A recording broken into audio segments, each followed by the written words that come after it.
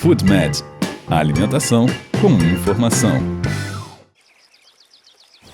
Olá, eu sou o Dr. Alberto Peribanes Gonzalez, talvez vocês me conheçam, alguns de vocês me conhecem. Para quem não me conhece, eu sou um médico formado pela Universidade de Brasília, fiz um doutorado na Alemanha em área de alta tecnologia, de microscopia intravital, trabalhei com microcirculação, publiquei muitos artigos, e foi no Brasil novamente, mais especificamente na Fiocruz, que eu conheci o projeto Terrapia e fui me envolvendo cada vez mais com o tema alimentação saudável. E eu vou seguindo o meu papel, sou médico, exerço o meu papel como educador em saúde. Eu terminei agora um período de formação no Albert Einstein, participo do corpo docente atual em medicina integrativa e sei que a fórmula para corrigir a saúde do país que está deteriorando é a mudança completa das práticas de vida em geral. Isso passa por um percentual importante do alimento, porque o alimento você come 3 vezes ao dia, 7 dias por semana e 30 dias ao mês. É o que você come todo dia, é a disponibilidade que você tem de estar na cozinha 20 minutos que pode mudar a sua vida. E é isso que eu pretendo mostrar, porque eu não sou do tipo que apenas fica no discurso, embora o discurso seja necessário, a teoria é necessária, o conhecimento científico é necessário. Então vamos dizer alguns dados. O primeiro grande estudo científico que eu considero importante mencionar surgiu na virada do século XX para o século XXI e se chama The China Study, o estudo China. O estudo foi realizado no país China, mas em comparação com cidadãos americanos. Um total de 11 mil pessoas foram estudadas em seus hábitos alimentares, tanto na China quanto nos Estados Unidos. E os resultados são implacáveis. Enquanto o chinês faz uma alimentação com base nas plantas, uma alimentação baseada em plantas, e o americano faz uma alimentação baseada em laticínios e em carnes. O impacto desse padrão alimentar sobre os dados que esse estudo traz à tona são extremamente impactantes.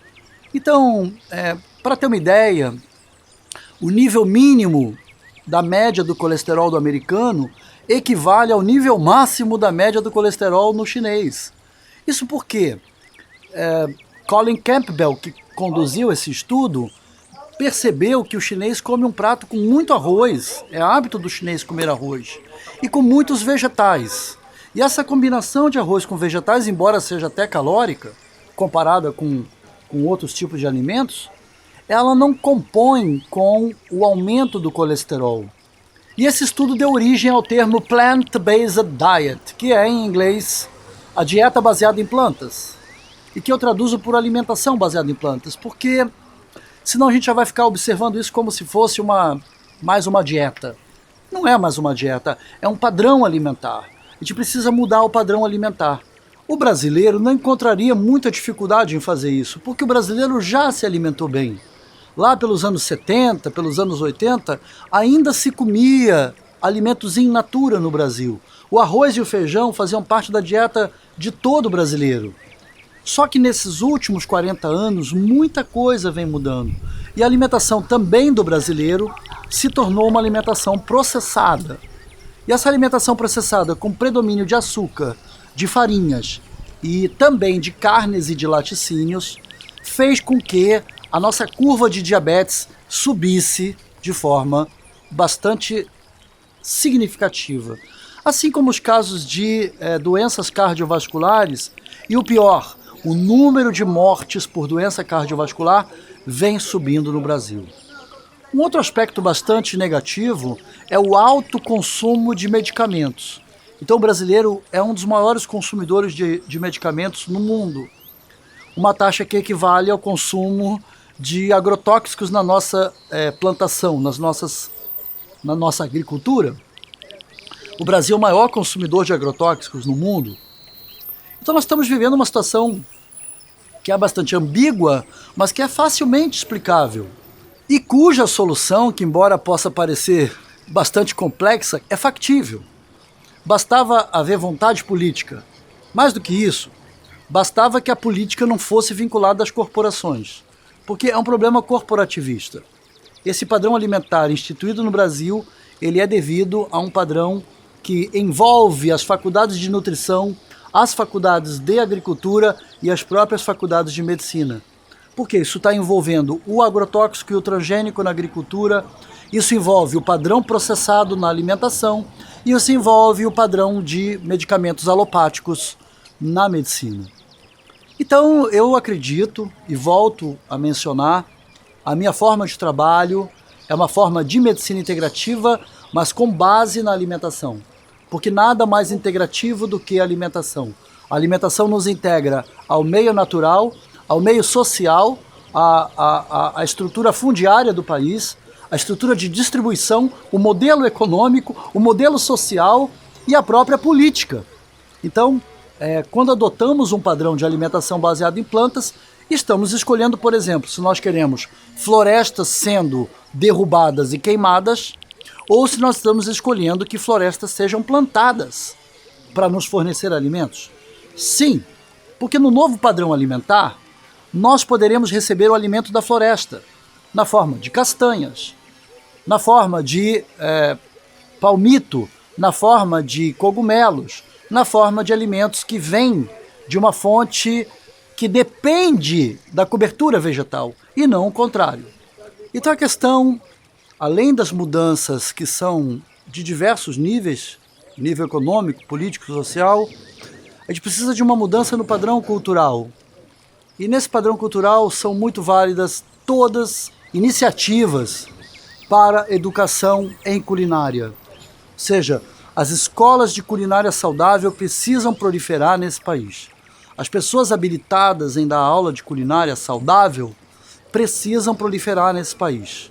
Isso é uma medida que gera emprego, gera oportunidade, gera uma nova atividade, gera uma nova profissão e a gente pode comemorar o fato logo adiante. Porque o que está previsto para hoje, para a saúde brasileira, não é nada positivo. Bem, o que eu quero apresentar para vocês daqui a pouco é como preparar um prato simples. O que é alimentação baseada em plantas? É o que você come todo dia, só que você vai incluir ali a tangerina, a laranja, o alho, a cebola, a banana, a manga, a berinjela, a abobrinha, o coco e todas as suas imensas facilidades que esses alimentos promovem, porque o alimento da floresta, ele vai te gerar gorduras e proteínas principalmente. Né? Nós podemos obter da floresta abacate, jaca, palmito, todo tipo de castanhas, todo tipo de frutas podem vir da floresta. A gente pode ter floresta equatorial, floresta tropical de altitude, floresta de praia e floresta temperada. Não há uma necessidade. A agrofloresta é o novo modelo agrícola que deve se impor no século XXI, porque ele vai devolver o oxigênio para a atmosfera, ele vai capturar o gás carbônico. Quando a gente aumentar as florestas, nós teremos um padrão alimentar melhor que caminha junto. Então é aí que vem o casamento entre um novo padrão agrícola e uma nova escola de culinária saudável. Porque você vai precisar de queijos de gosto gorgonzola, camembert, provolone, todo mundo gosta disso. E por que você não pode ter os mesmos queijos de origem vegetal? E mudar por completo a cultura. Em vez de você ter um animal que está escravizado para produzir leite, você tem o leite que vem de uma floresta, que vem de uma castanha. Em vez de você ter um animal escravizado para produzir carne, você vai ter palmitos, você vai ter jaca, você vai ter abacate, você vai ter carnes vegetais, cogumelos. Então você muda a cultura alimentícia de um país com benefícios em todos os parâmetros de saúde. Isso não parece, à primeira vista, diria, mas é uma meta muito difícil de alcançar. Eu diria para você, primeiro, retire carne e laticínio da sua dieta. Você não precisa de carne, você não precisa de laticínio. Segundo, retire o excesso de gordura. A gordura deve ser no máximo borrifada. Arrume um borrifador para jogar a gordura no seu alimento. Arrume um dosador para gordura. Não exagere a mão na gordura. Em terceiro, nada melhor do que você ter uma grande quantidade de fibras na sua dieta, porque aumenta a saciedade gástrica, você se sente alimentado. E isso é importante também no resto da digestão, porque você vai formar um bolo alimentar e vai ter uma evacuação melhor. Então, uma alimentação baseada em plantas, você vai retirar os alimentos refinados, as farinhas, e substitua as farinhas por fibras vegetais integrais. Esse é o salto que você pode dar. E, finalmente, você pode ter proteínas de origem vegetal. E esse alimento vegetal vai te fornecer os minerais necessários, vai estabilizar o seu plasma com os minerais que vêm da natureza, as vitaminas e os antioxidantes. E o quarto item era: reduza o açúcar.